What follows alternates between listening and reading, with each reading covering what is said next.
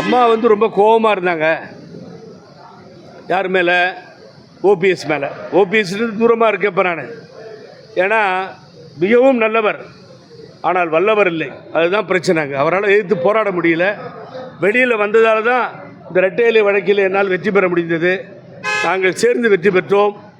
அது அவருக்கே புரியுது. அதனால தான் கொஞ்சம் ஒதுங்கி வந்து இந்த அமைதியெல்லாம் நம்மக்கிட்ட ஆகாது அப்படின்னு சொல்லி வேகமாக இறங்கணும். இப்போ உதயகுமார் என்ன ஆரம்பிக்கிறாரு?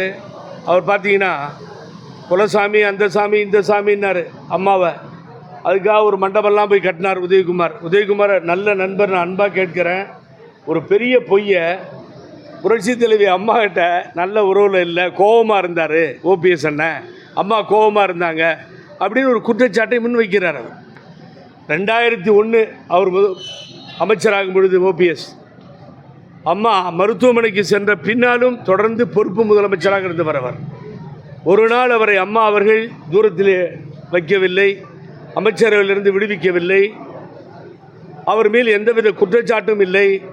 அதே போல் அவருடைய பதவியையும் அம்மா எந்த காலத்திலும் பறிக்கவே இல்லை. அம்மாட்ட வந்து கோபத்துக்கு ஆளாகி பதவி இழந்தவங்க தான் அண்ணா திமுகவில் 99% இருக்கணும். அதை தப்பிச்ச ஒரு ஆள் அப்படின்னா அது ஓபிஎஸ் அண்ணனாக தான் இருக்கணும். ஆகவே நேர்மாறாக கருத்துக்களை சொல்கிறார். இவர் வந்து 5 மாதத்தில் இவருடைய பதவி போச்சு. 2011 வந்தார். 5-6 மாதத்தில் உதயகுமார் நீக்கப்பட்டார். ஏகப்பட்ட மின் விளக்கை போட்டு மின் தடைக்கு எதிராக இதெல்லாம் பண்ணாருன்னு சொல்லி உடனே எடுத்துட்டாங்க. இப்படிப்பட்ட ஒரு சூழ்நிலை. ஆகவே அவர் ஓபிஎஸ்சி சொல்லுவது சரியில்லை. பாருங்கள், அதே நீங்கள் கேட்டதுக்கு ஏன் சொல்கிறேன்னா, ஒரு இணக்கமான சூழ்நிலை ஏற்படும் பொழுது இதையெல்லாம் வந்து சொல்லி கெடுக்கிறாங்க. உதயகுமார் கெடுக்கிறாரு. அதுக்கு பின்னாடி அங்கே ஒருத்தர் இருக்கார்ல, நம்ம எனது அன்பு நண்பர் புறாத்தலைவன் ஜெயக்குமார். அவர் சென்னையில் வந்து அங்கேருந்து ஓபிஎஸ்ஸை கொசுன்றாரு. கொசு ரொம்ப டேஞ்சரானது இல்லையா? மலேரியா எங்கேருந்து வருது? கொசுவில் தான் இருந்து வருது. டெங்கு எங்கேருந்து வருது? கொசுலேருந்து வருது. ஓபிஎஸ்ஸுக்கு சில கொசு கடிக்க ஆரம்பித்தா தாங்க மாட்டார் அவர். இப்போ நாங்களாம் இல்லாத தைரியத்தில் பேசிகிட்டு இருக்கார் அவர். அது தவறு. இப்படிலாம் பேசி ஒரு இணக்கமான சூழ்நிலையை கெடுக்கிறார்கள் இவர்கள்.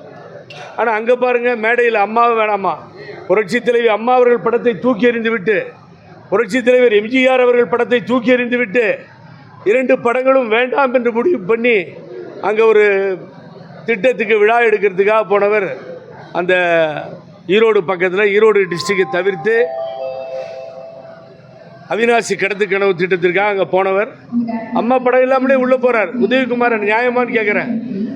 குலசுவாமி புரட்சி தலைவர் எம்ஜிஆர் முகத்திலும் அம்மா முகத்திலும் அவரை தான் நான் பார்க்குறேன்றார் இவர்.